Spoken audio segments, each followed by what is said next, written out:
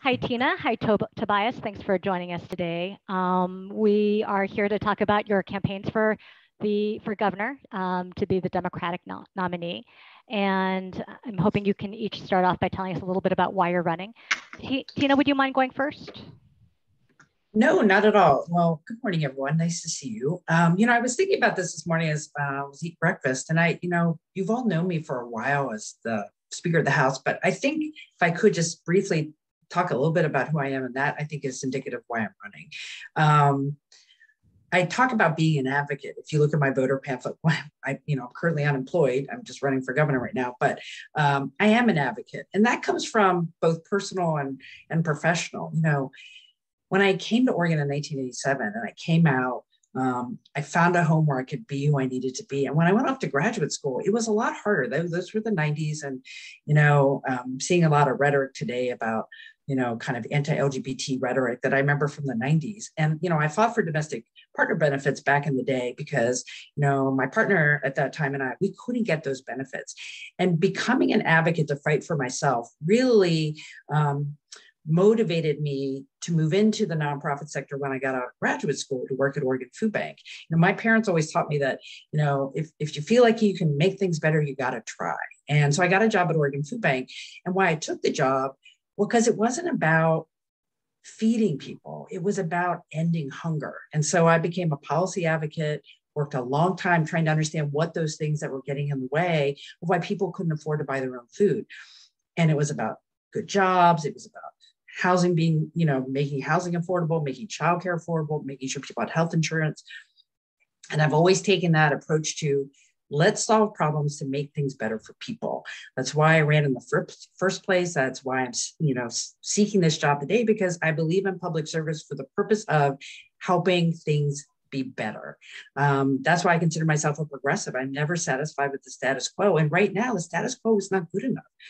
As a legislative leader, I've been very successful in moving complex pieces of legislation that are really important, from minimum wage, to paid sick leave, to paid family leave, to making sure everyone has health insurance. But if we don't follow through with those things and actually make things better, then we haven't gotten the job done. So I'm running for governor because we have to get the job done. We have to make sure that we stay true to our promises and continue to deal with very large issues, housing and homelessness. Our mental health system is not working.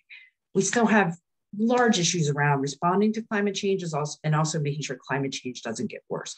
Those are complex topics that require hard work, dedication, and a certain amount of fearless advocacy to make sure we can get to solutions. And that's why I'm running for governor, to make sure we can improve things and continue to build the type of state we want to have. And, it's a great honor to run for governor. And I know that if I get the job and people hire me, they're going to get a hardworking, fearless advocate for them. And that's why I'm running. Great. Thank you very much. Tobias. I'm running for governor, and thanks for being one of the few remaining papers that has an editorial board and taking this question seriously. I'm running because I'm not satisfied with where we are in Oregon right now, and I think this is an important question for Oregonians to consider. Because on the one hand, we can choose more of the same, the status quo, or on the other, we can choose a different direction. And I think the evidence for the need for new direction is all around us. People who are living on the streets in unsafe, unhealthy conditions, Oregonians who are being injured or killed because of gun violence. And just about every family I know is worried about the experience that they and their kids are having in public education. I think we are losing and at risk of further losing confidence and engagement in the things that hold us together as a community. That bodes really poorly for our future. And I think it is largely a result of the disconnect between the good intentions that we have in Oregon and the lack of follow through. I think we've got to do a much better job of putting those things together. It's important to pass legislation. It's good to appropriate money, but that's often where the hard work begins. And I think what we need in our next governor is someone who is willing to say what most of us already know right now, that what we're doing isn't working, and doing the hard work, not just of chasing headlines, of finding another accomplishment in the form of legislation, but actually pushing the results that we need. Someone who has executive experience, someone who has served in statewide office and has the experience of building coalitions and earning trust. I think these are all important things that have to be part of our conversation about where we're going. And that's why I'm running for governor. Great, thank you. Tobias, let's start with you on this. Can you name 2 or 3 concrete accomplishments or concrete things that Oregonians will see in the next 4 years because you're elected governor? Yeah, I want to work really hard on universal pre-K. I want to make sure that we are giving every kid a great start to their education, that they would meet teachers in their first years that reflect the student population and that are up to speed on the latest and evolving science about how to teach reading. So predictive whether a kid is on track with their reading at 3rd grade. So a relentless focus on how to make sure that kids are getting off to that really great start. I want to make sure that we are earning a reputation, building a reputation as a place that entrepreneurs want to build and expand their business. That we are viewed less as a hostile force to economic success, and that we're in the game, that we're making the case for why Oregon is a place for economic activity. And I want us to make good on the promise of clean electricity by 2040, by embracing offshore wind, by building out additional infrastructure around electric vehicles, and making sure that people who are not in a position to acquire a new electric vehicle have a robust market for used electric vehicles, and that we're putting ourselves in a much more resilient position with respect to the economy and our vulnerability to climate change, and making sure that those vulnerable communities are not being left behind as we make that transition. Okay, thank you. And Tina, same question for you. What are 2 or 3 concrete things that Oregonians will see as a result of your being elected? Yep. Well, if I think about it as a 4-year term, immediately I think our streets are going to be cleaner. We're going to see less people living on the streets. My housing and homelessness plan talks about ending homelessness in the next 2 years for our most vulnerable Oregonians. And I started there because I think when you have a set of targeted populations where you can galvanize money towards a particular goal, it's helpful. So by most vulnerable, I'm talking about our veterans, our seniors, families with kids, talking about homeless youth, young adults, particularly folks coming out of the foster care system who I think are our responsibility to make sure they do not become homeless, and then helping other folks also get into stability and into permanent housing. That has to be the number one goal. Our streets should look better. People should be in more safe and sustainable situations. The other thing is, in 4 years, you will see us on a path to building more housing in this state, making sure that we are catching up with the housing capacity we need of all income levels, but primarily for working and lower income Oregonians. And we'll be on the track to get there. It's going to take a lot of work statewide to make that happen.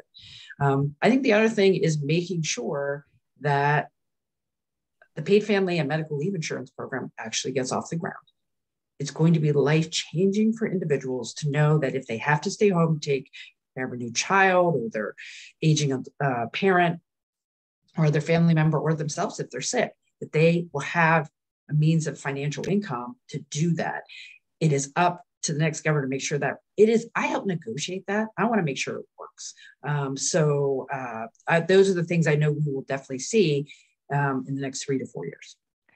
Great. Tina, one more, making sure our mental health system is working. I got to tell you, the newest report is awful. We're back out. High levels of substance abuse, very low level, bottom of the pack now for treatment. My wife's a social worker. We will be on that day one because people just need help and it's not working better. Great, thank you. I do want to dive into your homelessness and housing plan. Mm-hmm. It's interesting because you do kind of pick out specific populations to focus on in terms of ending unsheltered homelessness. What does that mean exactly? When you're talking about ending unsheltered homelessness, is it permanent housing? Is it transitional shelter? Is it emergency shelter? Well, I think, first of all, I think it's important to put out plans that are bold but achievable. And so I think that's what you see in that plan. I thought about what we can do right away, what's achievable. If you think about how the success we've had, primarily with our veterans, you had these vouchers from the federal government, which are still there. We shouldn't have any homeless, unsheltered veteran right now, because there are actually resources for that. I know for a fact right now that there's some housing in the Portland area that's been built particularly for veterans, and we're still having a conversation about who has to get in there, right? This is about urgency, it's about focus. And I think when you say these are the populations we're going to start with, it's easier to bring people to the table because you can just easily get into a much more complex conversation. So start targeted. But I think it's more things like Project Turnkey, converting motels into transitional shelter, because what we hear from people living on the streets, they become more successful when they have, 4 walls and a locked door where they can just get stable and then have a conversation about getting into recovery or getting into permanent housing. We certainly need more supportive housing, but it's very difficult to take someone from a tent to an apartment. There needs to be a transitional spot. Now, that's why I'm a big fan of motels and things like that. I think the master leasing idea that's coming up is also super, super interesting. There are things we can do, I think, to actually move people into housing. So hopefully that answers the question. So, but there's a whole swath of people who would not be included in these targeted populations, at least not at first. Do you feel like we should be moving to a situation where unsanctioned camping is not allowed? Well, I think if you look at my plan, it's actually both, right? So focus on the most vulnerable as a place to start, but continue to help all individuals get into shelter, get into stability so they can get into permanent housing. I believe we need more managed villages. I'm utterly frustrated that the Safe Rest Village concept out of the city, great idea, where are they? It's just taking way too long. And we can go into those details if you want, but those are the things that I think we need to do. So I think people should not be living on the streets. And we can't really do that until we've provided more options. So we've got to get more options. And when there are more options, then we have to get people into those options. Okay, thank you. Tobias, you do emphasize the need to get more emergency shelters out on the streets, eventually get to a situation where where cities can not allow unsanctioned camping to occur. How would you address the split between money going to that kind of urgent priority and the other aspects of rent assistance and helping people find permanent housing? Well, I think the first thing is to have the urgency. There is certainly no shortage of challenges and the the multiple of factors that are at play here. But I just don't accept the idea that we have to pick one of those things. We can move fast in multiple directions at the same time. Building more housing, more permanent housing, shouldn't come at the expense of short-term strategies. We can get a lot faster and a lot more efficient by reducing processing time, by removing barriers for people who are trying to build housing. I have those conversations regularly with developers, with city government, with local governments. That's a problem as well. And in the short term, I think we have to be more urgent and recognize that the situation that a lot of people without shelter are finding themselves in is not only unfair to them and unsafe. Look no further than the example in Salem a few weeks ago of a drunk driver going off the road and killing 4 people. A person should not have been driving drunk, obviously, but neither should those people have had to be sleeping on the sidewalks. There are such a wide variety of circumstances that put people in that situation. I met with someone this week who became homeless for the first time at age 72. She's fortunately in a micro village in Salem, but the promise of those approaches, they're going to look different in different communities with different partners in helping people to get on the path. We can't let barriers, we can't let excuses, we can't let jurisdictional squabbles get in the way of making the progress on those fronts. And the dollars are there when it comes to rental assistance. The legislature sent it. Unfortunately, they sent it to an agency that was not prepared to distribute those dollars to people who needed it. I think that's an example of the executive experience that's necessary to make sure that we're making the right decisions in listening to agencies saying we can't hire enough people to do that fast enough. So let's look at alternative approaches to make sure that we're going to deliver rather than just appropriating money and calling and moving on to the next question. And Tobias, you mentioned the need for more housing. The state is some 110,000 units behind what we need for just the current demand. People often mention the need to streamline permitting, et cetera, but it seems like there needs to be a much more bigger lift than that. Can you talk about, I guess, for one thing, why is there a problem with permitting? I mean, is that a problem at the local level? Is that a problem at the state level? And if it is at the local level, what can the state do? But what else would you do to spur the massive kind of building that we would need? Well, I think it's a problem at a variety of levels, and I think we can be more upfront and clearer about the trade-offs that we're making in terms of what requirements we have, in terms of how housing is built, where it's built. And making sure that we're making those trade-offs really clear. I think as much as there are incentives or barriers, we can create more positive incentives too, make it easier to build houses in the sorts of places that we want, in the sorts of configurations that we want. It's not all one thing. Of course, more housing across the spectrum is going to contribute to a better balance of supply and demand. And I think we should be really creative and expansive in how we think about where the state can help, both in terms of finances and in terms of process. Okay, thank you. Tina, on the question of housing, I mean, you talk about pulling people together and creating a 10-year plan to build, I think, 360,000 units. How would you do that? I guess, is this a mix of, are there ways that the state can require or use its power to ensure that local cities and jurisdictions meet their obligation? There sure is. In fact, that's what I've spent the last couple of years as speaker doing, because as we know, housing has primarily been a private market product with a public good, right? And most of all the permitting and zoning and all that stuff at the local level, that's just how it has been. And that is not necessarily wrong, but what we have been seeing is the inability of local government for a whole variety of reasons. Limited tax bases, so they have limited staffing, to just ridiculous regulatory requirements that just make things go longer.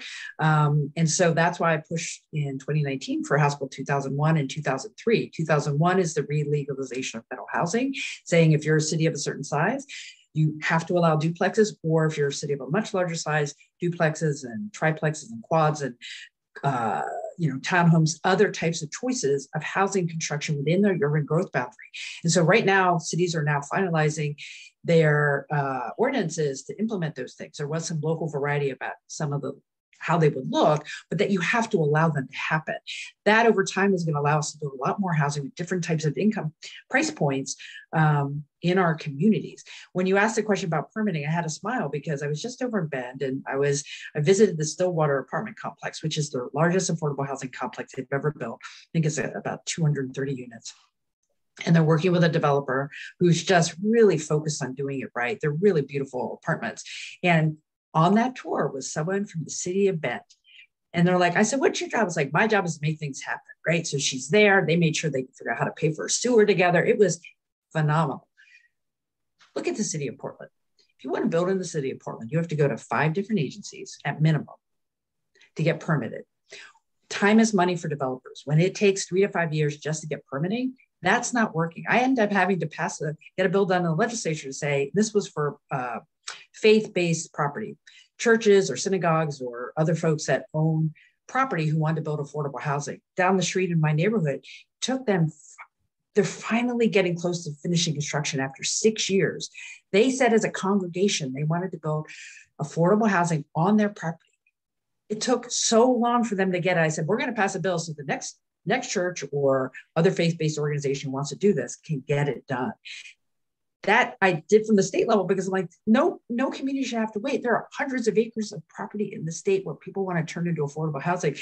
And they spent a year having a conversation about a lot division and curb cuts. I thought we were in a housing crisis in Portland. We can do this differently. So I'm not sure I totally, but on the day one, I mean, like you'll see on my housing plan, on day one, we have to bring a whole bunch of folks together. There's a workforce issue. Who's going to build the housing? How do you reduce the red tape and get the permitting done quicker?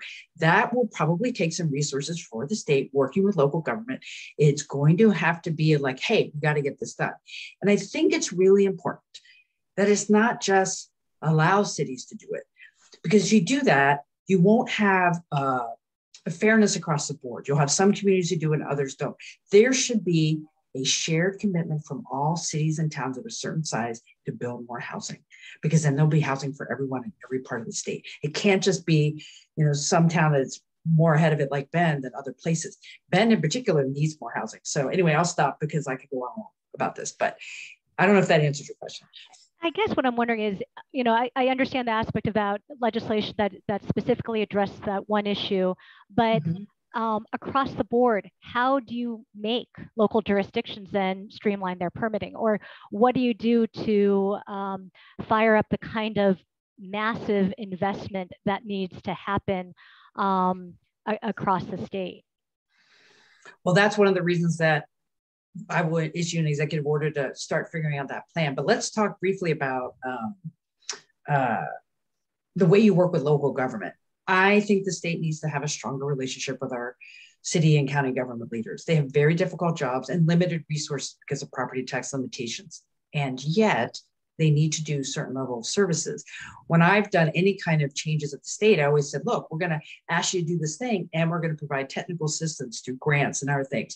You can't ask local governments to do things when they don't have the resources. So for me, it's always been, here's what we asked you to do. Here's some money to help you do it. We're going to have to do the same thing if we're going to have the expedited permitting changes that we need to see across the state to move quicker on construction.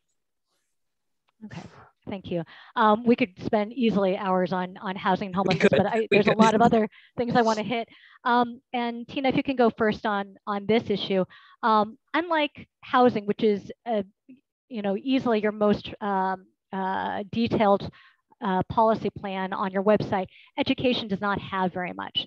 K-12 education in particular, I think you list 90% graduation rate for student groups, reducing standardized testing, and then unspecific investments for community initiatives for rural students and accelerating CTE. Is that what Oregonians can expect? I mean, do you have anything more that addresses issues of instructional time, or how to get third graders to reading benchmarks, or any of the many, many problems that are inherent in our K-12 education system? Yeah.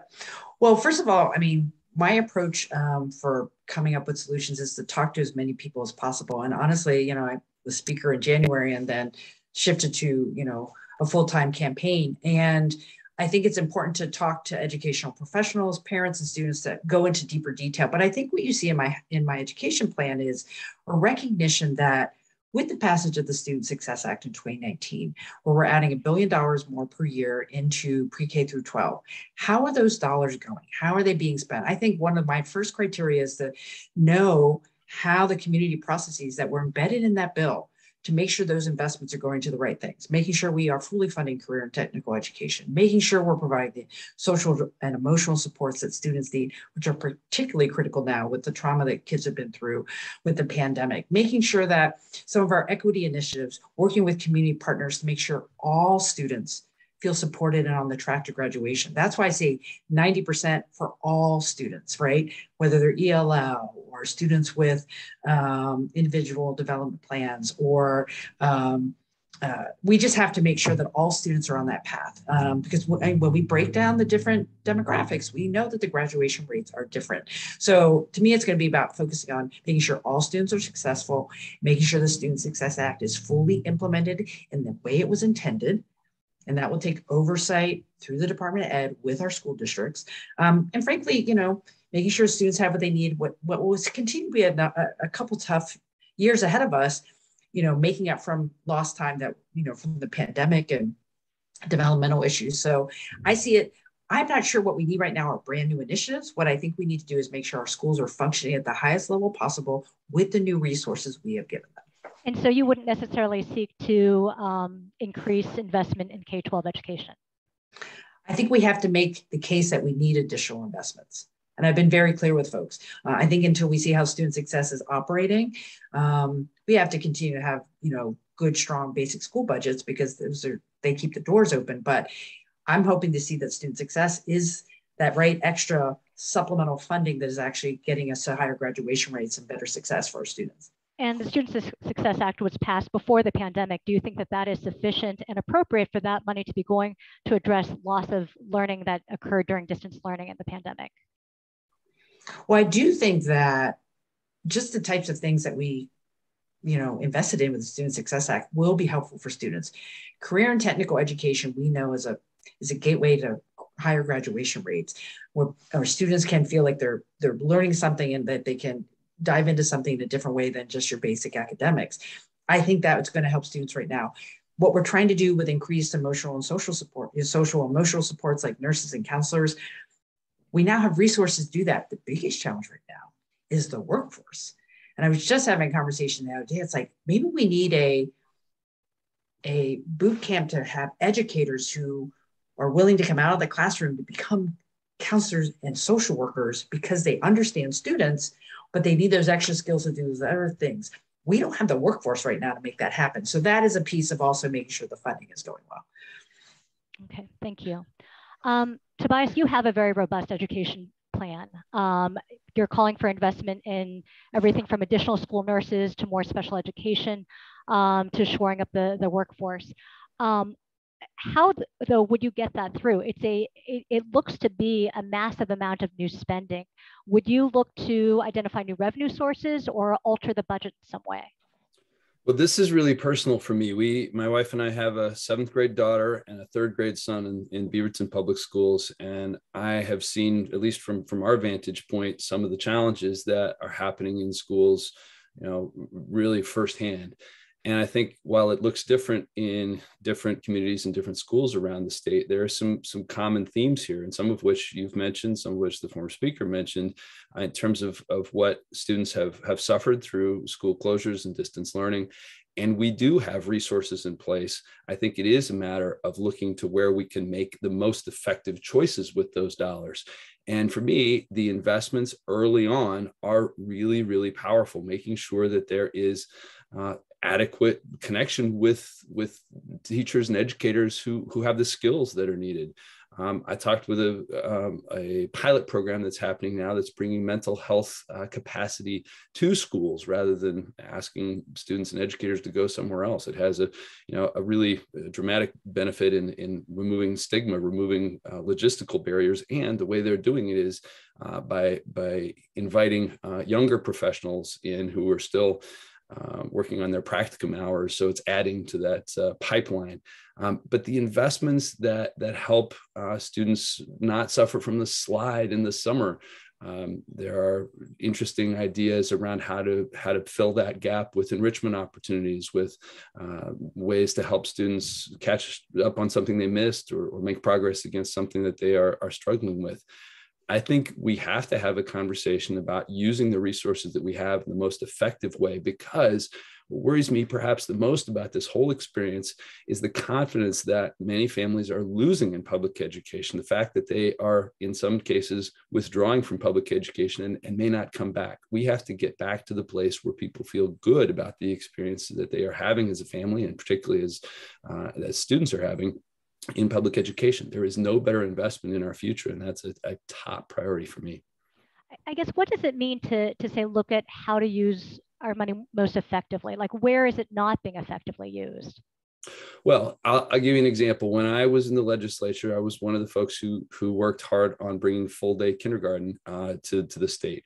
And the many people who opposed that said it required new funding. And I think that's a separate conversation. But to say, look, amongst the way we distribute money, let's make sure that students or the districts who decide to offer full day kindergarten are compensated for that. So it was a matter of changing the weight that kindergarten got from a half weight to a full weight if it was a full day.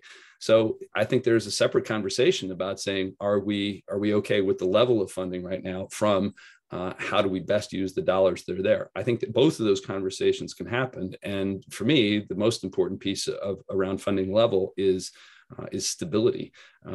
You've probably heard me tell the story before as a Beaverton parent, remembering Beaverton schools who were celebrating the passage or the hiring of new teachers. And we, of course, were happy about that too. But it would have been even better if that had not followed by a not great distance, the laying off of a bunch of teachers in Beaverton as well. So riding that roller coaster, the volatility, I think, makes it much harder for principals and superintendents and school boards to make the best decisions with the budgets they have. Tobias, just a quick question to clarify on that. Would you propose not having having the funding be tied to enrollment, or you would change how that's connected? No, I'm not suggesting that. I mean, I think we can always be open to conversations about how the state school fund and the aggregation and the algorithms that go into that, but I think separately from that, we can make concerted and targeted efforts around early literacy and making sure that students are encountering educators who are up to speed on the latest science. We can do things that are outside of that. But we can certainly do more to have conversations about how the algorithm needs to be changed if it's there. But that's not the only thing that's in my mind.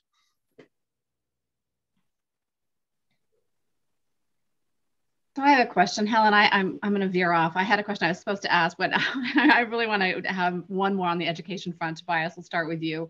The Oregonian followed up on the state audit on Portland Public Schools and how they serve students of color.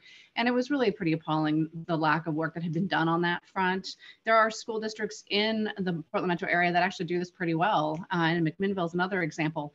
Do you think there's a role for the Department of Education to help hold districts more accountable to deliver more equitable outcomes for our students? Yes, the governor, according to our Constitution, is the superintendent of public instruction, gets to hire a chief education officer, and those should obviously be priorities. Nobody should be at a disadvantage in their educational opportunities because of the accident of birth.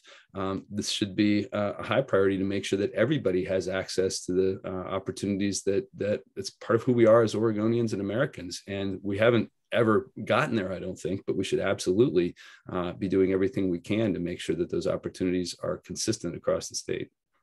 Well, what would that role be? Because obviously the state audit pointed out the problems and nothing major has happened, at least in Portland Public Schools. And I know there are other districts around the state that I'm sure struggle with this. So what specifically would you ask the State Department of Ed to look into to make sure that there is a better, more level playing field? I think it'd be an interesting discussion to see what controls the Department of Education could exert, what ties to specific funding could be in place.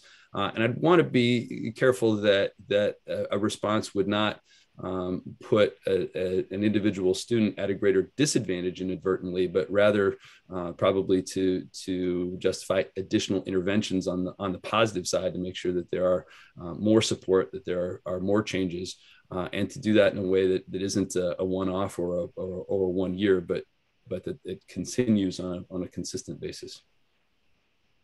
Okay. And obviously we're learning from other districts that are doing it well, and extending those approaches as well. Thank you. Tina, too. Well, in terms of Portland Public Schools, as someone who's looked at education numbers for a long time, my job at Children First was to actually do the annual data book. And so we'll look at some of these numbers. Graduation rates and some of the disparities that are happening are driven by, to a large degree, our largest school districts. And let's not forget, Portland Public is the largest school district. So when their numbers aren't great, it affects the entire statewide numbers. I also saw the coverage of the report on how PPS is doing. It's not acceptable. I think because of the largest district, sometimes it's hard to move the ship differently, but they're going to have to figure it out. One of the things I worked on, I think this was in the 2015 session, was legislation with Representative Pierre Gallegos at the time about English language learners. And I fought for a carve out in the state school fund to work on improving outcomes for ELL students in certain districts. What we said was some districts are doing just fine. What are they modeling? Let's make sure these other districts get a little bit more help and direct contact to improve their ELL outcomes. We have to do that, I think, similarly with a district as large as Portland. I think Department of Ed has been very hands-off for some of our largest school districts, and I think that is going to have to change. And one of the things I did in this current biennium is made sure we set aside, I think it was about $500,000 to do a study to look at our state school formula to see if the way it is structured actually helps us improve outcomes with an equity lens or not. So I think we're going to have a conversation of more proactive oversight and involvement from the Department of Ed with a district like Portland Public, making sure that best practices that are happening in other districts can be. All I hear is, oh, it's too hard in Portland. I'm like, well, you know what? Students don't have time for us adults to figure it out. This has got to change. Our outcomes in Portland Public are not good, and that's not acceptable. Thank you. I will get back on track and ask the question I was supposed to. Tina, we'll start with you. I think the voters feel frustrated when they recognize a critical issue and they pass something like Measure 110 to address it, but then they don't see the results. What would you do specifically to speed up delivery of dollars to mental health and addiction service providers through that measure? Yeah, great question. Voters supported Measure 110. They said it was a better way to help people with an addiction than just, spending more money by putting them into jail. In the legislative session last year, when the measure was passed, I actually brought on an additional staff person to make sure we could have oversight with what was happening in the Senate committee to implement. Normally what happens, a ballot measure passes, the state does tweaks or whatever to get it fully implemented. I made sure we actually moved $20 million early last year to start building the capacity for the providers to be ready for that influx of much more money this year, to build up capacity to serve more people, more options for recovery and treatment. And we even adjusted the timeline from the ballot measure to make it, give the agency a little bit more breathing space to get it done. And we're like, okay, I'm not comfortable, because if you look at the ballot measure, that money was supposed to have gone out by now. But we said, okay, let's do January. Let's give them a little more time. But, we kind of made the timeline a little bit more reasonable.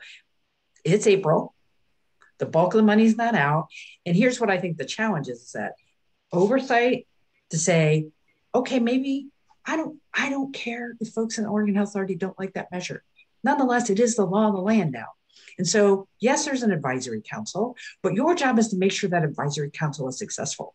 And if you've got 300 applications, you better find out how to get those scored quickly and get the contracts done quickly, because people are dying right now. So as governor, we'd be having a daily conversation about what you are doing to make sure that money is moving, and not get excuses for like, well, it's just going to take longer. That's not what we expect out of state government. And I think it can be better. And I've been really clear about that in many different places. Thank you. Tobias, do you need me to say that question again, or? No, I think I got it. And I think it's a consistent problem that we see across government right now, where the intention is not matched up with the execution. It's not limited to the Measure 110 situation. It's the same with our unemployment benefits system. It's the same with our rental assistance program. It's the same with the paid family leave program. It's maddening when we are hurting the confidence that people have in state government by promising something and then not being able to deliver it. I about came through a Zoom screen at one point last year when someone said to me, it's good enough for government work. No, there's no difference. We have to have high standards. And that's why if I'm elected governor, I'm going to ask for the resignations of everyone that I'm entitled to, and then have a conversation about what the expectations are, both in terms of execution and in terms of accountability. That's the way that we can get onto a much better path, and making sure that the resources are in place before we pass legislation and are not ready to execute on it. Measure 110 had promise, and it may still be able to deliver on it, but I agree with the former speaker. There is no acceptability in continuing to push out the distribution of dollars that people need to deal with really serious life and death situations. But aside from asking for resignations of folks you think might be getting in the way of this kind of distribution, what would you actually do to try and get this money flowing? It's going to be a triage situation. We have to have urgency and say, what are we doing right now? Not accepting a continual delay. We can't continue to push it out. We can't say, I mean, it's what other resources do you need? What other process changes need to occur to get to those dollars being out as fast as possible? I think it's a complete shift in mindset, having tough conversations about whether they have what they need to be successful or whether someone else needs to be in those roles.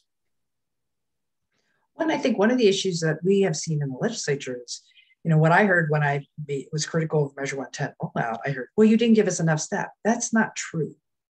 And if the agencies don't ask for this staff, like we have analysis, legislative fiscal will look at their budget requests and say, what do you really need? It's like, we gave them everything they needed and it's still not done. And I think one of the things you do specifically is you go into an agency and say, okay, everything you do is at some degree essential, but what's not urgent right now? And how much time do you have on your hands? And can you help score a bunch of grant applications? When I heard they put 140 FTE on with 300 applications, I'm like, well, shoot, that they should be done in a couple of days. If you do the math, it's like, oh, but they weren't on it full time. I'm like, well, why not? Well, you can't put a couple people on for 72 hours straight to staff up and score some applications and get it back to the advisory council. It's like, that's the kind of can-do attitude you have to have here. It's like, we can reassess resources, ramp up and ramp down. We should be able to do that. And you know what? There's not a lot of flexibility in state government, but there should be, because that's how you address when there's an urgent issue. So let me follow up a little bit on the accountability issue. Tobias, you talked about just department heads, but is it more than that? I guess, how do you instill a culture of accountability where from the ground up, you have people who are invested in what they produce, and ultimately, it's not a situation of having to just kind of change department heads all the time. It's actually knowing that the process and the culture is in place to make sure things are getting done in a timely fashion. It's the tone at the top. It's having those conversations right off the top and then being willing to make changes when necessary. That's one of the reasons that we don't at Treasury have the problems of whistleblower complaints and payouts and lawsuits like the legislature does. We have to be clear about that right at the top. And when there's a change that is necessary, we do that. But are there things like steps before that come into play? I mean, it's certainly a tone at the top, but short of changing over a department head, I guess, what is your strategy for ensuring that there's accountability? Metrics, being clear on how we're going to measure an agency and a person's performance and what we want to see out of the mission. What levels of service do we expect? What changes do we need to make either in personnel or process to get there? And being consistent in that, I think, is key. Okay. And Tina, same question for you. I guess, what would you do to instill a culture of accountability?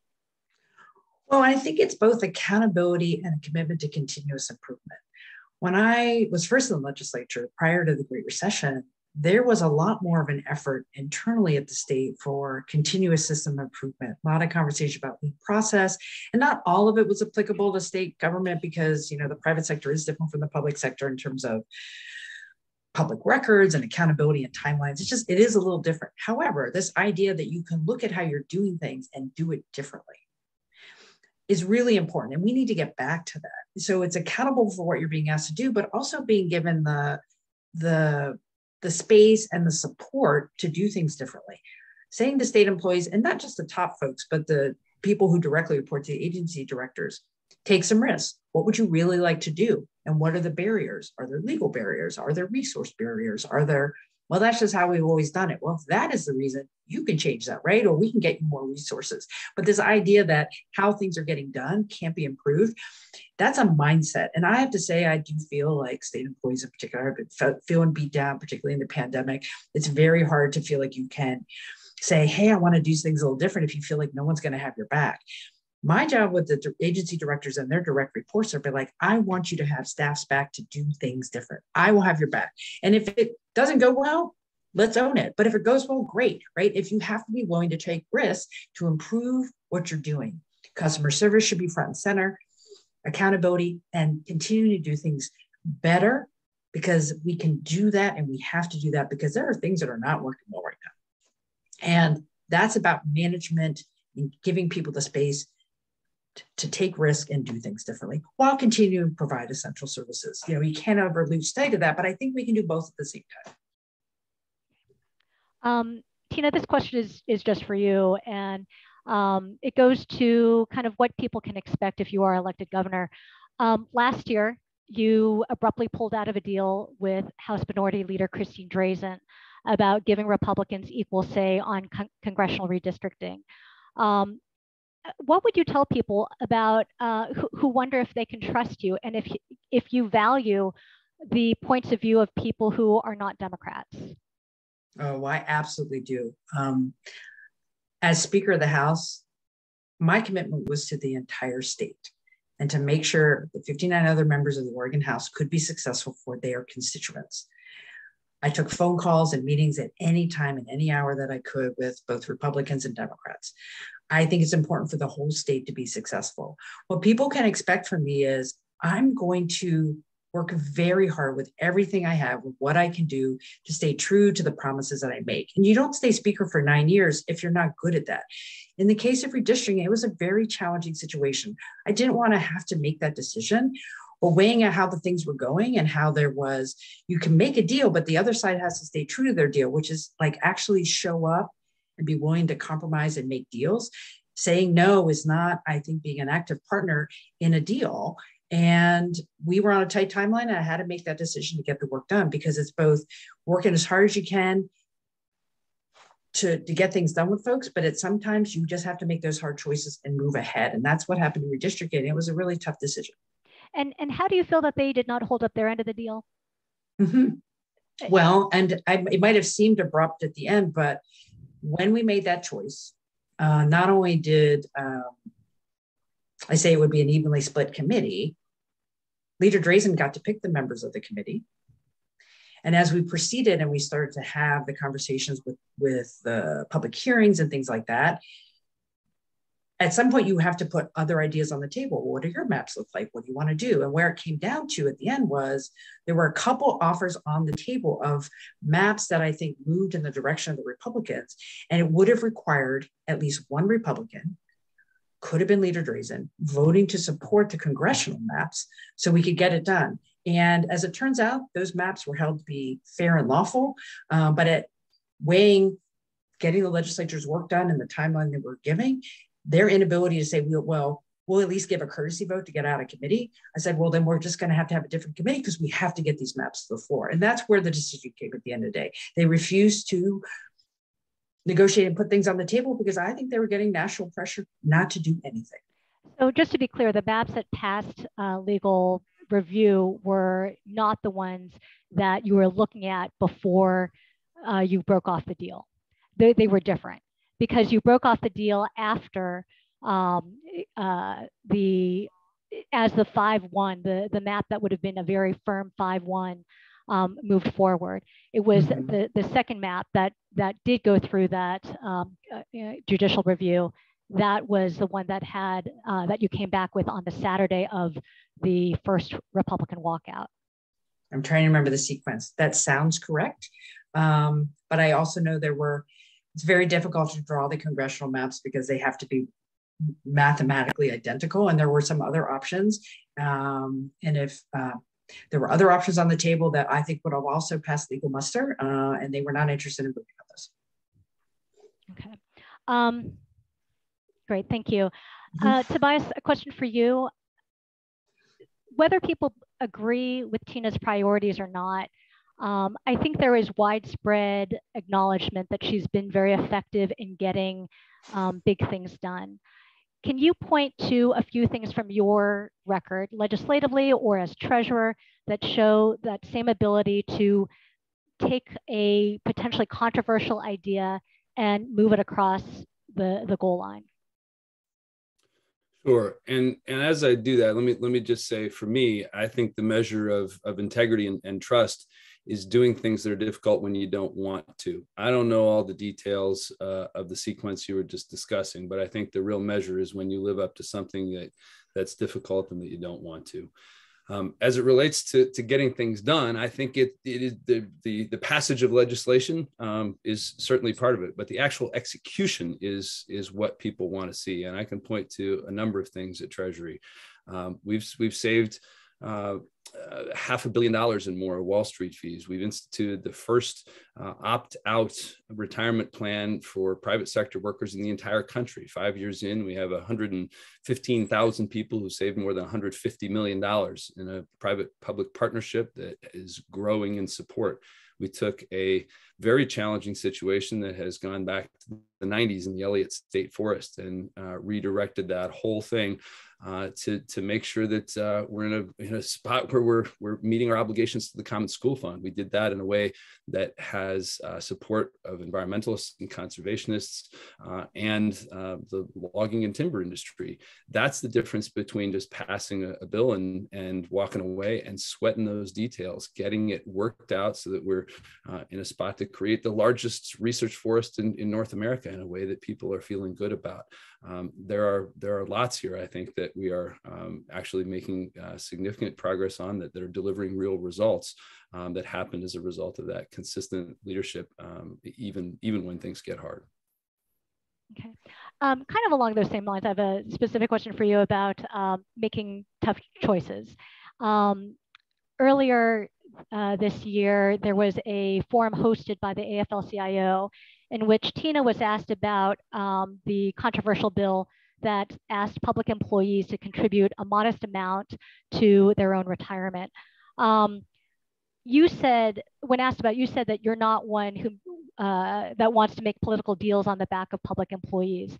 So are you saying that you would have opposed that bill, or if you were governor at the time, would have vetoed it, even knowing how much PERS contributions are taking out of the classroom? Here's what I meant. I'm not a person who's going to say one thing and do another. I'm really clear about what my priorities are, and I'm not going to surprise people or change my mind without a lot of communication and a really serious process. What I hear from people is they felt like they were told one thing and then had another thing happen. I'm open to conversations, but I'm going to do my very best to tell the truth and be consistent. So I am curious though, because as treasurer, you have a front row seat to seeing the size of the PERS liability.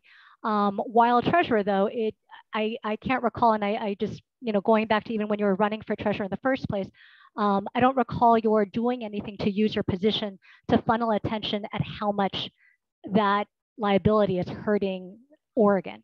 And I guess I'm wondering, what would you have supported, or did you feel like it was not something that needed to be addressed? My job as treasurer is to generate returns. And at the end of calendar year 2021, PERS is 85% funded. We're doing a good job there. When there is a conversation about making changes to the PERS structure, I think that's a separate conversation. I'm willing to have those conversations, but I think that's different than the role of treasurer. I wasn't part of the negotiation. I wasn't part of that back and forth, other than providing some basic information about how different decisions would impact the portfolio and those sorts of things. So I'm willing to get into those, but that's a different role than the one I had as treasurer. And is there a situation where you can point to where you really stuck your neck out? On what?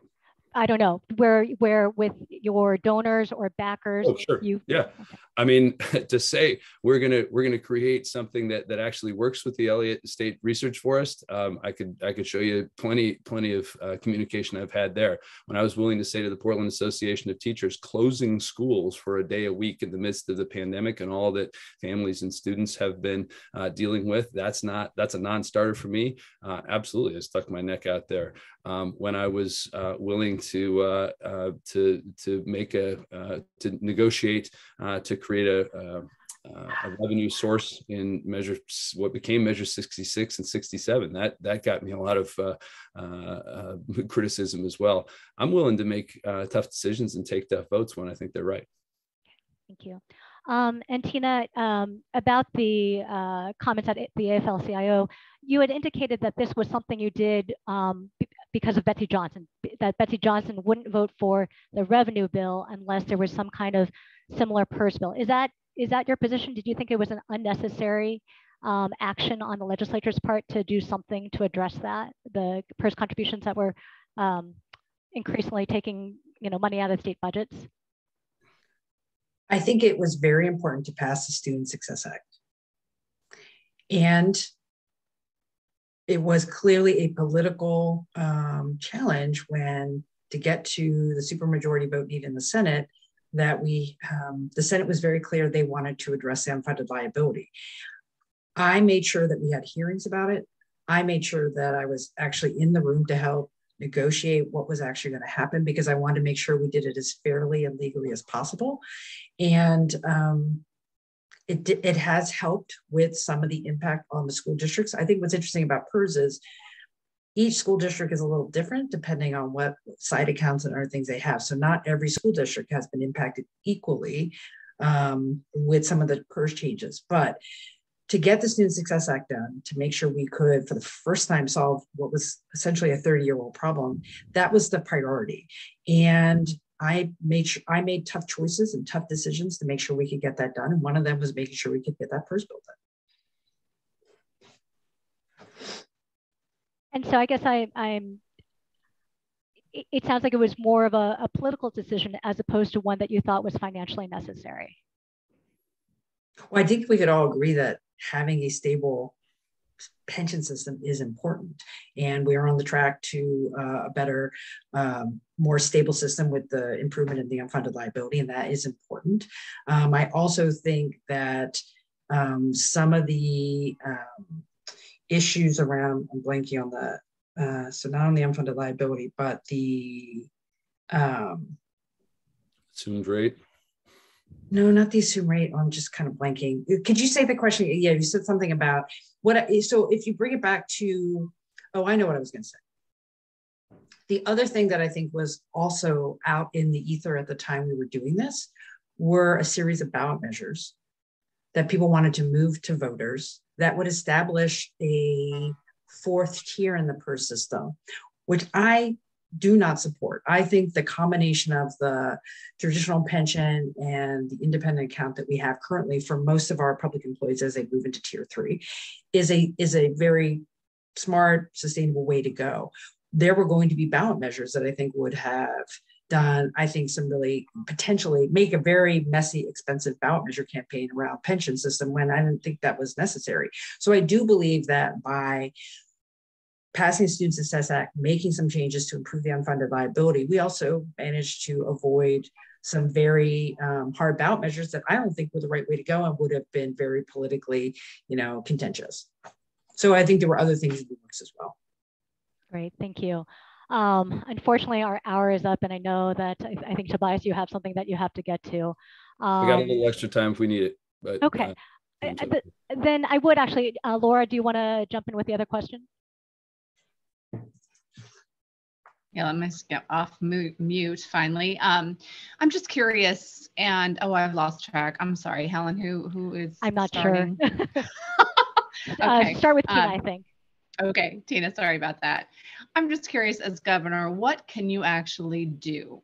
And I don't mean just simply opposing other ideas brought to you or supporting other niches to address the gun violence we're seeing in the Portland area, but also, of course, in areas across the state.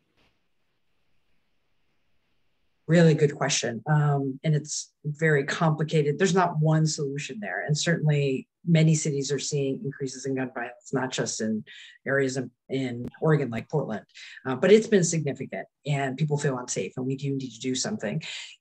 I think making sure guns are kept out of the hands of folks who shouldn't have them. The work I have led in the legislature around background checks and safe storage is important. We do have to work with local law enforcement to better enforce some of those. But honestly, I think it's, making sure we can ban ghost guns. That's a whole nother set of firearms that there are no regulations on that are added to the street. There's just literally too many guns out there. And so I don't think there's an easy answer. But what I can say is, as governor, I am happy and very interested in working with law enforcement of what can we do to reduce the violence. And I think some of it is upstream, it's intervention. When there is a shooting, like the bill I supported in this year's session, that would help intervention and prevention programs more robustly to break the cycle of violence. I do think I fully support what the Black community is talking about with more after school programming, types of things that give students something else to do than to get involved in gangs. We can do a better job there. The law enforcement angle, how do you be proactive instead of reactive? And I think I would focus on proactive and making sure law enforcement has what they need to react when it does happen. I think it's a combination of things. And on that front, in how you would have these conversations with local law enforcement, do you think this work can be done with reduced police agencies, where we have some communities pushing for more reductions in staffing? Do you think that's compatible with getting done what you think needs to be done at the local level to address this phenomenon? I think we need to have the law enforcement necessary to respond. And what I've been really interested in doing is making sure, particularly for officers who are trained to respond to a firearm incident, to a shooting, making sure that they can spend their time there. And that's why I've been a big fan of Portland Street Response, because I think you have other types of trained professionals to work in a mental health crisis. So the more people going to where they need to be allows officers to be responding to violent incidents. That's why I think the idea of what Portland's doing around people responding to people's property crimes, I think you have to have different types of professionals to have a full slate of response, not just, the traditional law enforcement, although we do need that as well. Well, I know you live in an area of Portland that has seen a lot of this. Do you think that Portland has sufficient officers on the ground to address these particular crimes, gun violence crimes? My understanding is they do not. And I hear they're in a major hiring recruitment initiative. So. Okay. And Tobias, to you again, as governor, what can you actually do as opposed to simply just supporting other initiatives or supporting ideas that legislators might bring to you? What can the governor do to address gun violence in the Portland area, but also across our state? We put a pretty comprehensive set of proposals on the website. The two things that I would add to what's already been discussed are banning of sorry, I lost my train of thought. Making sure that we've got investments in those violence interruption programs, closing the Charleston loophole. That's what I lost for a second. Making sure that we have a statewide gun buyback program to get guns out of circulation when people are ready to do that, to reduce those risks. And I do think there are going to need to be more law enforcement officers with the appropriate accountability, making sure that there are people with the skills, that it's not a one-dimensional approach, but providing the funding for local districts, local communities that need that assistance is also something that the governor can lead on. So you mean providing? Can I just because I was thinking about it, I actually looked into the buyback programs and my team suggested not doing that because the evidence wasn't there. That's why we went with the Medicaid enhancement for the hospital intervention. But what I will say is I think probably we could both agree that more state police are necessary in rural communities because they don't have the tax base to actually provide some of this additional law enforcement, particularly in Southern Oregon. That's a longer conversation. But in the meantime, if we're going to take on illegal marijuana grows and other things, we are going to have to have enhanced state police presence in communities because that is something the state can do specifically because they just don't have the law enforcement quickly. Tobias, I just wanted to follow up more specifically on your answer. Do you see that where police agencies are today, predominantly in Portland, but in other areas as well, can they do this work if there's continued reductions in their forces? Or do you think we need to not only get them to where they were in past, fully staffed police agencies and go even beyond that?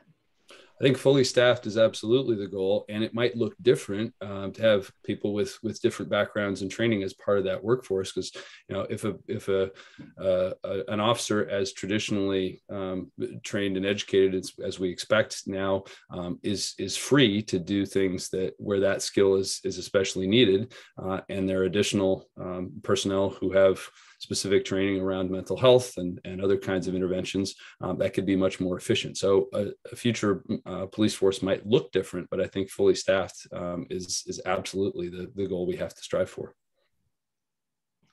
and I don't know why I'm a little slow. I'm remembering things as you're talking. We need to fund more DPSST training classes, because that is a barrier right now for people. We don't have enough classes funded for new officers to actually get trained too. So, and that is a state funding issue. Great, thank you both so much. If you like, you can each take a minute to say why voters should vote for you if you have the time. Sure. And so, okay, Tobias, will you go first? Sure. Well, I think voters can recognize that what's happening in Oregon right now is not working. And we need a governor who is willing to say that, who is able to articulate a vision for the future, not just for the next year, the next couple of years, but for the next generation, and the ability to deliver on that.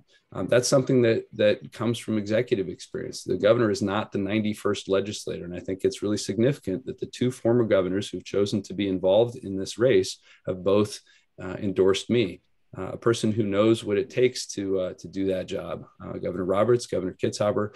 I think what we want out of our next governor is a person who can ensure results and bring people together with a reputation for being trusted and delivering results. That's why I'd like to have your vote. Thank you. Great, thank you. And Tina. Thank you. Well, thanks for the opportunity to be here today. I would be honored to be hired by Oregonians to be their next governor. I think what I bring to the job is a fearlessness to make sure things are better for people. I'm an advocate. I'm someone who fights for things. I never believe the status quo is acceptable. And there are a lot of ways you can make that change. But when it comes to the big things, you got to be persistent. Sometimes it takes a while, but if you continue to bring people back to the table to identify solutions, you can make it happen, and they need to be implemented. It was a privilege to be the Speaker of the House. I don't want to be a legislator anymore. We need a governor who's going to be in charge and get into the details. I'm the type of person who's going to, lift up the hood and get into the, and look underneath the hood and get into the details. That's where I want to spend my time. I want government to function in a way that people can feel confident in government and know that they're going to get what they need. Look, it's not always going to be perfect. And I'm always going to tell people up front, you're going to get the direct answers from me, and I'm never going to stop fighting for you. And together, I think we can solve this. In traveling around the state, I've seen a lot of people who are like, we can solve issues. We just need the state to be a more productive, proactive partner, whether that's water, or housing, or education. That's exciting to me. That's why I want the job. I want to be able to bring the same tenacity that I had in the legislature to the governor's office so we can solve problems, because that is all this is about. That's what public service means to me. And I would be super thrilled to have this job. And I hope I earn people's votes and your support. So thank you. Great, thank you guys for coming. That was a really great conversation. If we have any follow-ups, we'll contact your campaign. But we're aiming to come out with our endorsement online on Friday, and it would be in print on Sunday. So thanks very much. Thank you. Have a good day, everybody.